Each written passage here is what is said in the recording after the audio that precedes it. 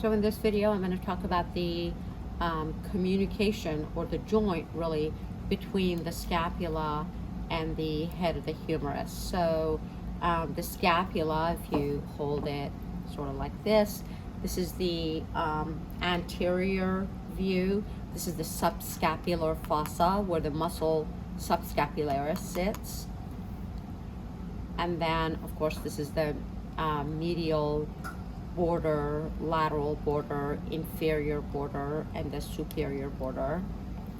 And then posteriorly, this is the supraspinous fossa, infraspinous fossa, separated by the spine of the scapula. Spine of the scapula comes to an end here called the acromion. And then here's the coracoid process, not to be confused with coronoid. Here's the clavicle.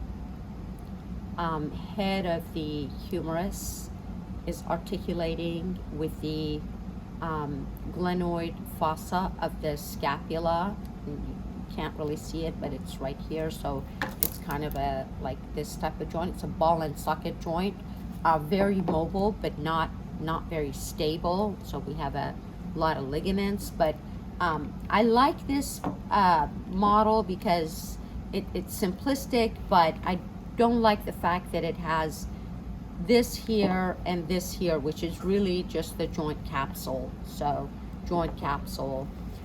This is the tendon of the long head of the biceps brachii between the two tubercles.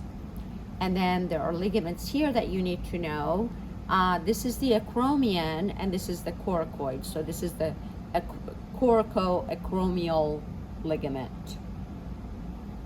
Coracoacromial ligament. This is the acromioclavicular ligament. So between the acromion and the clavicle. And this is the coracoclavicular ligament. Coracoclavicular ligament, and then acromioclavicular ligament, and then coracoacromial ligament. And you might think, which word comes first? I guess they named these based on what sounded better. But the important takeaway is to know these fossae, the major ligaments that we'll talk about in lecture, that this is a ball and socket joint, very mobile, but you give a lot of stability. You give up a lot of stability.